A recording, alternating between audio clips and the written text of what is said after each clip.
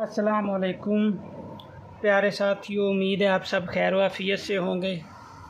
आपका काम मुझे मौसूल हो रहा है माशाल्लाह। बहुत अच्छी एफ़र्ट कर रहे हैं सब लोग और बड़े ज़ौक़ व शौक़ से काम कर रहे हैं।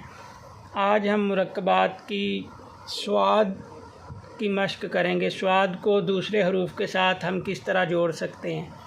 तो सबसे पहले हम लिखेंगे स्वाद अलिफ सा। तवज्जो आपकी मेरी तरफ रहनी चाहिए।